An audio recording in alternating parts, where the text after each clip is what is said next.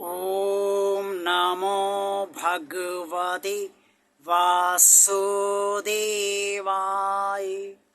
जय श्री हरि, जय श्री भगवान विष्णु जी, जय श्री भगवान कृष्ण जी। प्रिय श्रद्धालु भक्तों, संसार से आसक्ति चाहते हुए भी कम नहीं हो पा रही है। इसका क्या कारण है?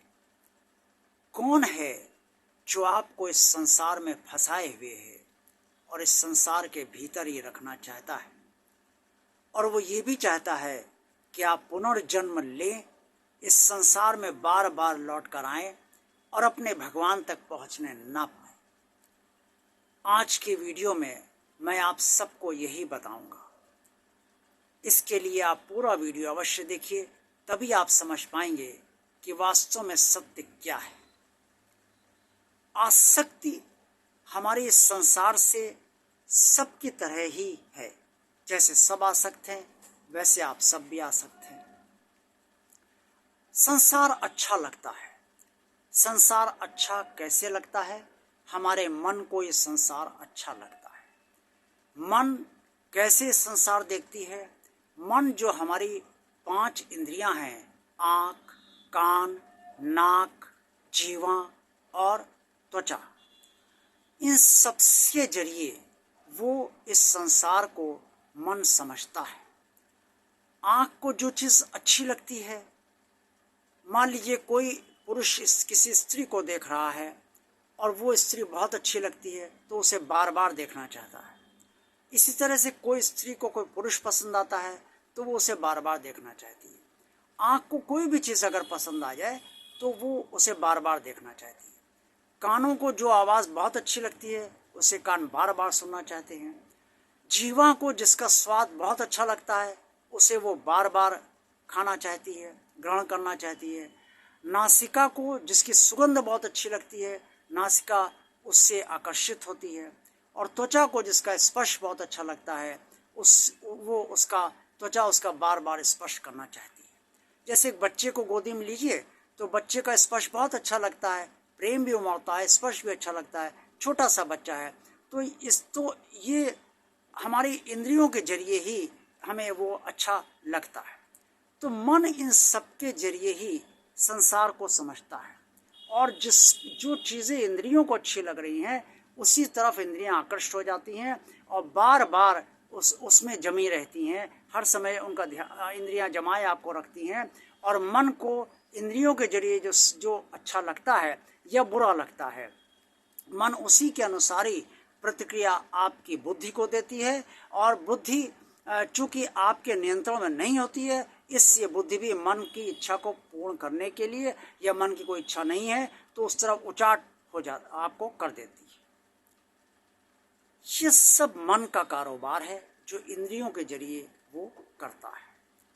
कुरुक्षेत्र के मैदान में श्रीमद् भगवद गीता के अंतर्गत ये स्पष्ट तौर पे अध्याय 2 श्लोक 60 में लिखा हुआ है कि भगवान श्री कृष्ण ने कुरुक्षेत्र के मैदान में अर्जुन को ये स्पष्ट ज्ञान दिया है, और उन्होंने कहा है कि आसक्ति का नाश न होने से इंद्रियां मनुष्य के मन को अपने वश में कर लेती हैं और मनुष्य इस संसार में रमण करता रहता है।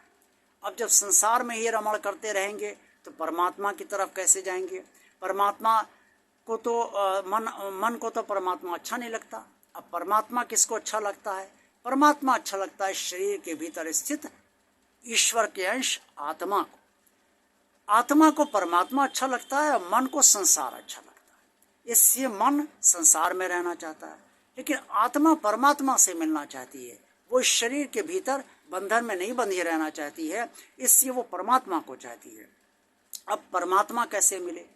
भगवान श्री कृष्ण ने इस बारे में स्पष्ट तौर पे अर्जुन को बताया है, और श्रीमद् भगवद गीता के अध्याय 2 श्लोक 61 में इसका स्पष्ट तौर पे वर्णन है कि किस तरीके से आसक्ति जिसकी ज़्यादा गहरी संसार में है वो कैसे भगवान से जुड़ाव अधिक गहरा करे और भगवान की प्राप्ति के लिए प्रयत्नशील हो सकता है। अध्याय 2 श्लोक 61 में स्पष्ट तौर पे कहा गया है, तानि सर्वाणि संयम्य युक्त आसीत मत्परा वशे ही यसेन्द्रियाणि तस्य प्रज्ञा प्रतिष्ठिता।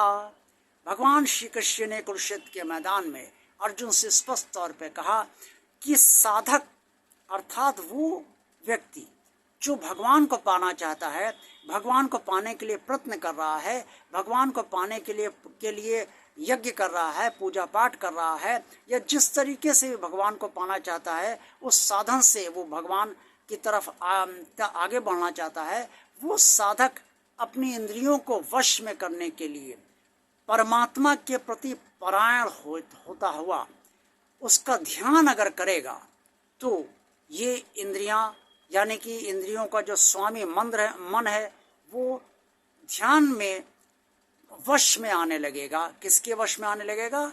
आत्मा के वश में आने लगेगा। भगवान के परायण है तो आत्मा का प्रकाश जितना फैलेगा आपके भीतर, जितनी आत्मा जागृत होगी आपके भीतर, उतना ही मन तपता जाएगा। या यूं कहा जाए कि मन को परमात्मा का जब सानिध्य किस तरीके से मिलने लगेगा ध्यान में, तो मन भी परमात्मा से जुड़ता जाएगा। और जब मन जुड़ता जाएगा तो इंद्रियों की विरक्ति इस सांसारिक विषयों के प्रति अपने आप धीरे धीरे बढ़ती चली जाएगी। ऐसा नहीं है कि आप संन्यास ले लेंगे, संसार में ही रहेंगे, क्योंकि जब तक उम्र आपकी जितनी परमात्मा निर्धारित की है तब तक आपको यहाँ रहना ही है और अपने समस्त कर्तव्य दायित्व आपको संपूर्ण ही करने हैं। लेकिन इस संसार में रहते हुए, इस संसार में सब कुछ करते हुए भी आपको प्राप्त किसे करना है? भगवान को, अपने भगवान को। और इसके लिए भगवान से गहराई से जुड़कर भगवान को पाना है। यही आज के इस वीडियो में मैं आपको बताना चाहता था। आज का वीडियो आपको कैसा लगा? अच्छा लगा है तो लाइक कीजिए। भगवान और आप चैनल को जिन श्रद्धालु भक्तों ने अभी तक सब्सक्राइब नहीं किया है वो इसे सब्सक्राइब अवश्य कर दें और भगवान का कार्य मानकर इसे सब्सक्राइब करें और भगवान का आगे बढ़ाने के लिए इसे सब्सक्राइब करें। चैनल को ज़्यादा से ज़्यादा शेयर कीजिए ताकि आप सबके तरह लोग भी इस चैनल से लाभान्वित हो सके। कमेंट्स बॉक्स में आप सब जो कुछ भी कहना चाहें वो अवश्य कहिए। देखते रहिए भगवान आप चैनल, आप सबका कल्याण। ओम नमो भगवते वासुदेवाय। जय श्री हरि, जय श्री भगवान विष्णु जी, जय श्री भगवान कृष्ण जी।